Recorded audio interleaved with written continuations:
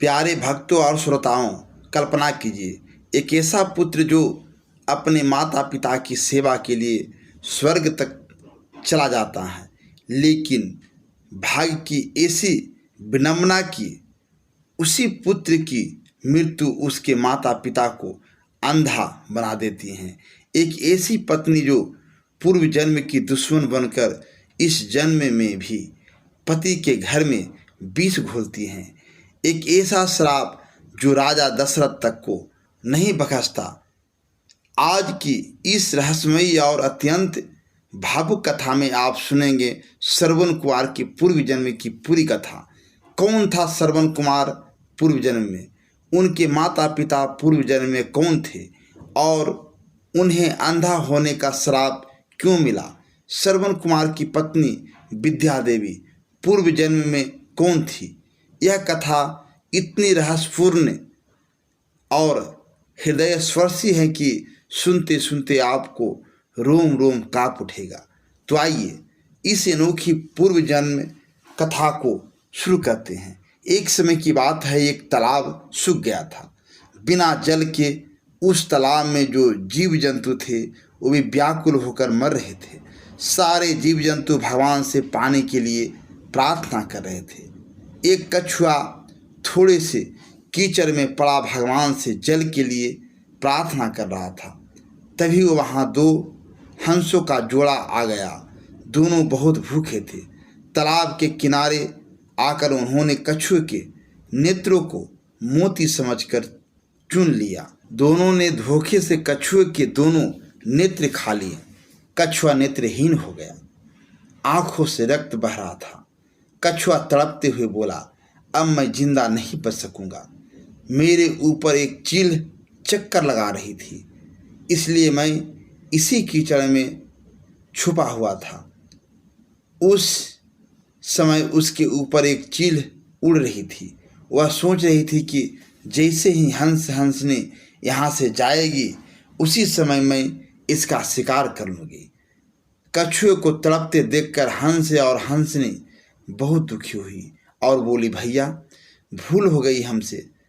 अगर हम जानते कि ये आपकी आंखें हैं तो कदापि ऐसी गलती न करते।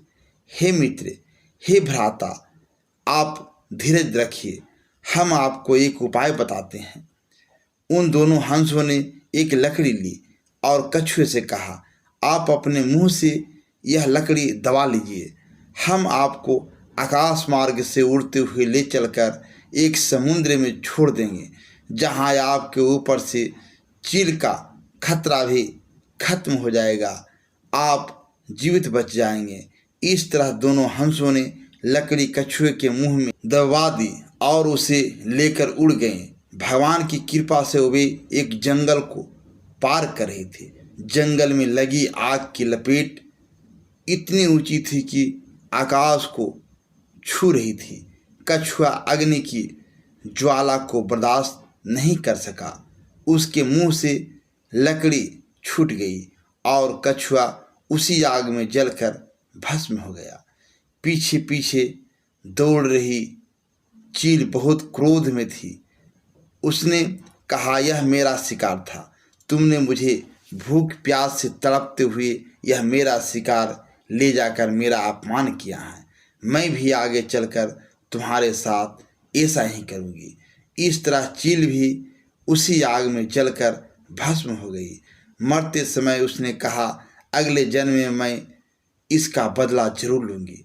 जब चील गिर गई, हंस और हंसनी भी उसी आग में गिरकर भस्म हो गए। उन सब का द्वारा जन्म हुआ। हंस का जन्म हुआ जिसका नाम कृष्ण रखा गया। इधर हंसनी रघुकुल में रानी इंदुमती के गर्भ से राजा आज के घर पुत्री के रूप में जन्मी और उसका नाम चंद्रकला रखा गया। चील भी एक ब्राह्मण के घर जन्मी जिसका नाम विद्या देवी रखा गया।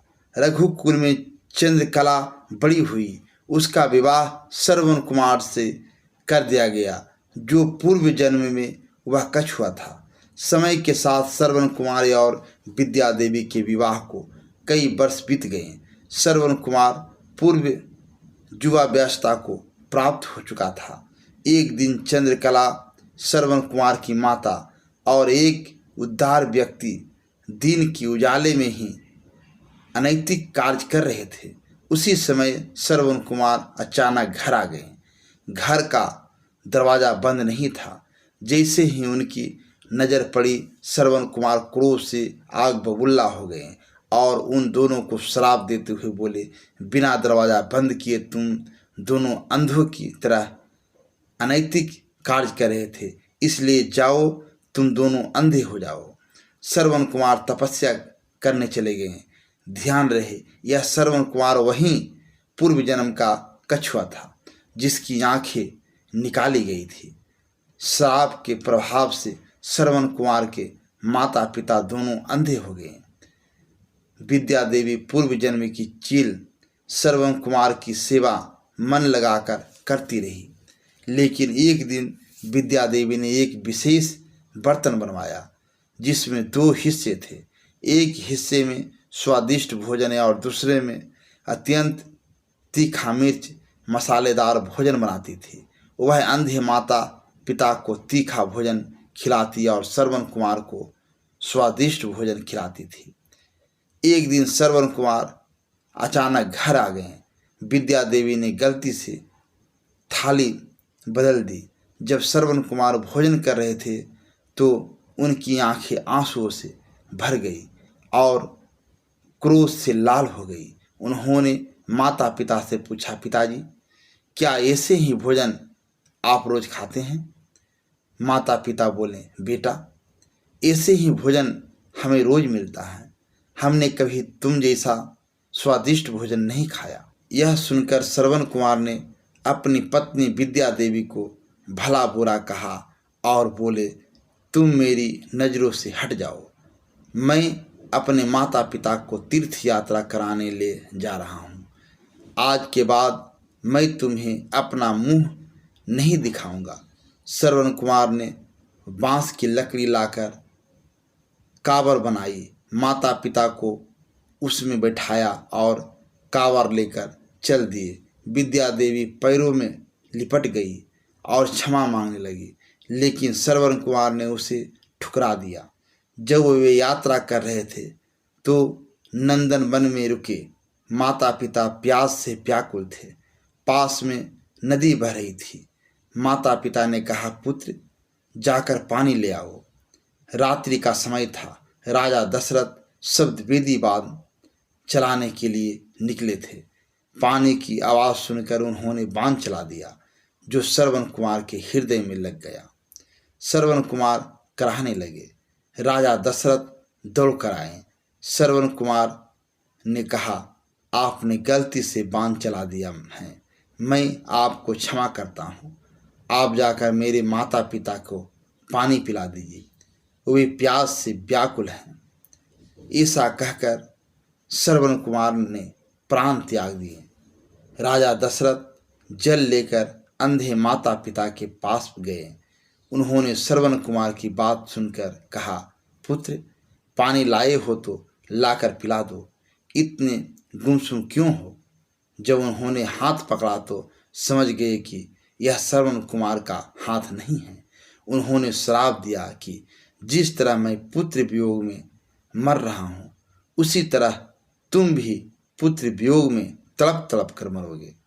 इस प्रकार श्रवण कुमार के माता पिता ने भी वहीं प्राण त्याग दिए। इस कथा का सार यह है कि श्रवण कुमार पूर्व जन्म में कछुआ थे।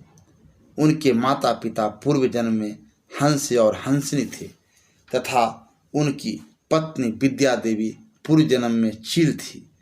प्यारे श्रोताओं, अगर आपको यह अनोखी पूर्व जन्म कथा पसंद आई हो तो कृपया इस कहानी को दिल खोलकर लाइक करें।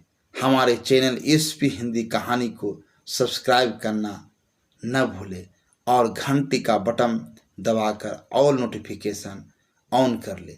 इस कहानी को अपने परिवार और मित्रों में ज़्यादा से ज़्यादा शेयर करें। अपने कमेंट में जय श्री राम अवश्य लिखें। मिलते हैं अगली रोचक कथा के साथ। जय श्री राम। जय हिंद, जय भारत माता।